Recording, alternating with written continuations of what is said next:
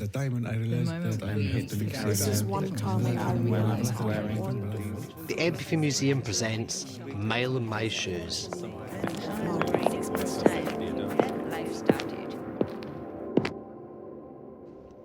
So these shoes are a sort of, how do you describe this?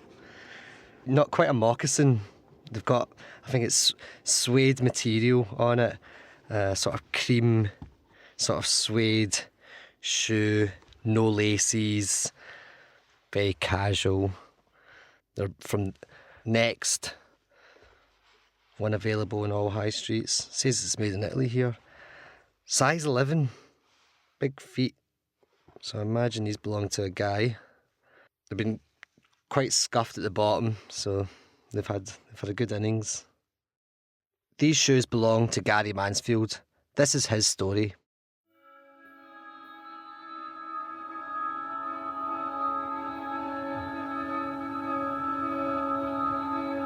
My name's Gary Mansfield, I'm 47 years of age. I can remember the first time I was arrested. I was 13 and we went over to the junior, it was on a Saturday, or at least school was shut, so it may have even been during holidays. But me and two of my friends, we was just over the school field, just kicking a ball about. The ball went up on the school roof. So one of them's climbed up there and said that the skylight was broken. So we've also climbed up there, so there's three of us. We've seen the skylight, we've pulled it open, but one of my friends climbed down. And then the other one climbed down. Then I said, the caretaker's coming. So directly underneath the skylight was the cloakrooms. So they've sort of climbed up onto the coat hooks and I've pulled them out. We've jumped down, run off. We didn't do any damage, we weren't sort of mischievous in that way. Got outside. The caretaker called the police. They put us in the car. The local cop come around and we was all panicking a bit. And he said, like, we're getting arrested. I said, but we only went up there to get a ball and it was already, the skylight was already broken off kilter, so we just opened it up. Yeah, they tried to do us for burglary, like burgling the school. But that was my first, my first experience of being arrested, going to court, and even meeting my dad, actually.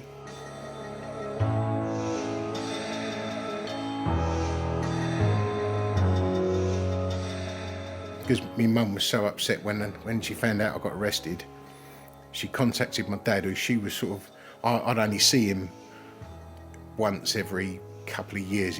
I'd see him in passing if I happened to be in the house when he popped up.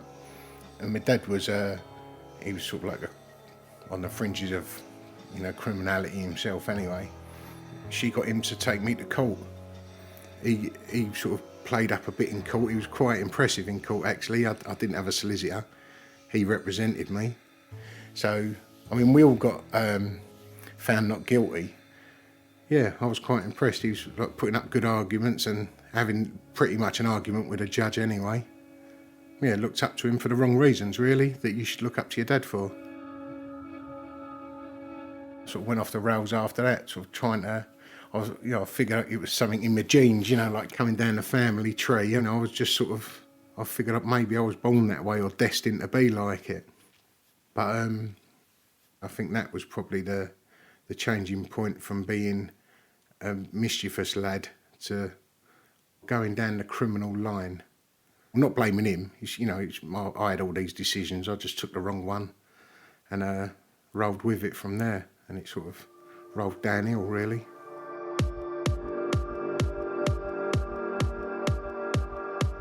I got into fake clothing, selling fake clothing. At the time, it was like Lacoste and Pringle and, all them sort of clothes were coming in. And one of these guys, he was, as far as I knew at the time, he was having the labels made up.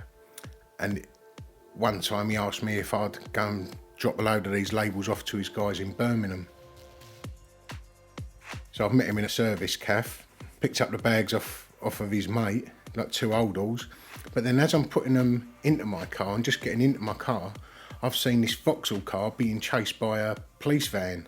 All of a sudden the car's come to a standstill and the van as well. So I'm in mine, I've already started the engine, and I've looked round expecting to see a couple of scallywags sort of jump out the car to get chased by the police, and there was this blonde woman, and she just come running towards me with these armed police behind her, and she's shouting something at me, and then she's pulled something out the inside of her coat, and I didn't know what was going on.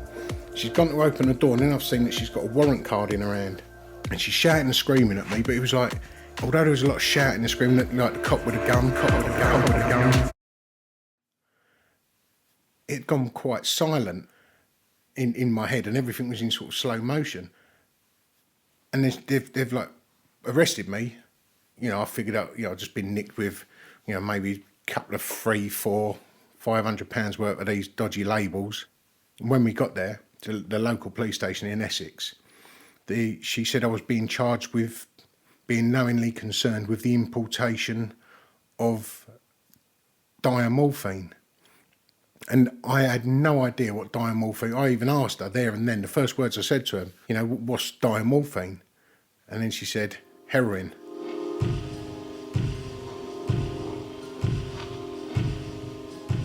Then it ended up going to court, and I just stood up in the dock and I told them I had no idea it was drugs. And I put all my faith into the system. After several hours of deliberation, the jury come back and found me guilty. And a couple of weeks later, I went back to court to be sentenced. And I knew that the absolute minimum I could get was 14 years. And that's what I got. And ended up going to a Category B prison, which was very violent. Alarms going off every day, stabbings at least once a week. It was a god-awful place. And then you start becoming hard to what's happening around you. Someone's saying that they're going to go and cut someone, and you say, why? And they say, oh, because he sort of bad-mouthed me. And you sort of justify it. And, I was getting involved in the violence myself. I was having fights, and I was constantly thinking about these guys who had stitched me up. I'd not heard anything from them since. I was just thinking how I can get some sort of revenge, how I can find out where they are.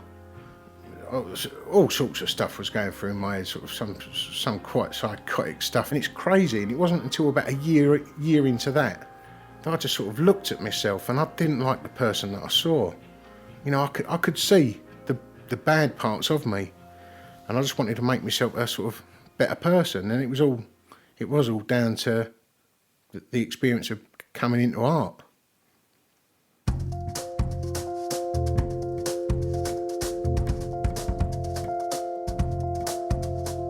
By now it was 1995. Computers were just coming around. So I wanted to learn how to use a computer. I didn't know how to type, I didn't know where the keys were on it. But because they run courses, which were 6 months, a year or whatever, one was still a few months away. So in the meantime, just to get into the education department, I joined the art class.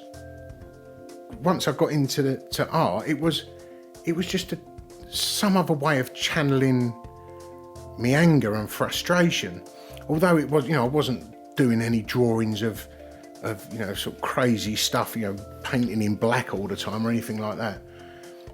It was just somewhere else to channel what was going on in my mind, or even forget what was going on in my mind.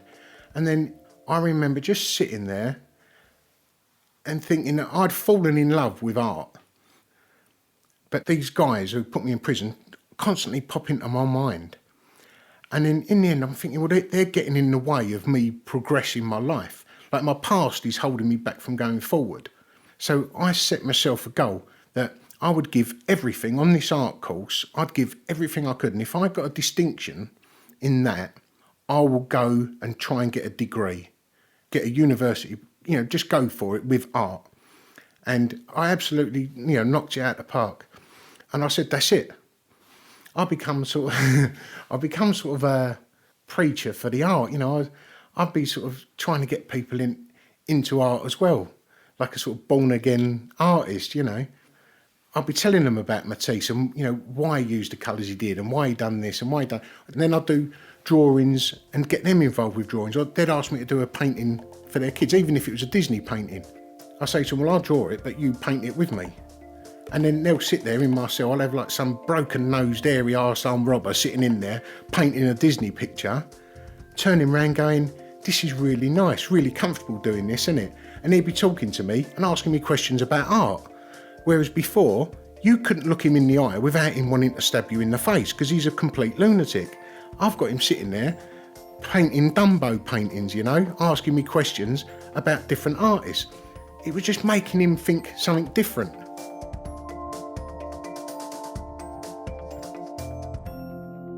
I've got a boy just starting senior school and a girl in the second year of junior school. I've just been so scared that especially my boy could end up like I was, that I've been overly strict on him. And I just started telling him, luckily, my little boy, he was playing with some lads out in the street where we used to live. The other two lads got in trouble, were climbing over into gardens, and someone said, I'm going to call the police. My boy, he didn't climb the garden. He's a completely different person to what I was. That shit the life out of him. He came upstairs, he said, they're going to call the police. And it was just completely opposite to what I was at that age. I said, like, not everyone is nice. There are some bad people out there. I said, well, like, I met some bad people once, and they told the police bad thing about me. And my boy said, did they put you in the police car? I said, yeah, they put me in the police car, but they also put me in prison for a long time because they didn't believe that I didn't know what it was. I said, and that's the trouble. If you mix with bad people, bad things could happen. And I'm hoping that just that sentence alone would resonate with him. I can't say it won't happen to them, but I'm doing everything in my power for that not to happen. I'm lucky enough that I've got a great partner, and our children, they've got a very good outlook. They're very kind, they're very caring for other people, they're very good kids.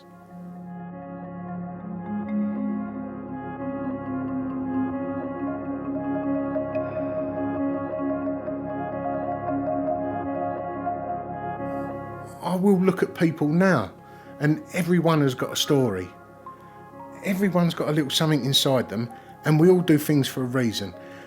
Because I changed so much as a person, when I meet my old friends, who are criminals, a lot of them are still active criminals, they can't believe that I'm the same person.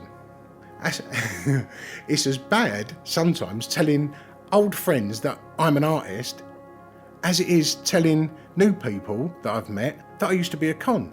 Because either way, I've got to justify why I done it and how I got to where I am now, no matter who it is. And I've just found since that I don't need to justify it. I've just changed.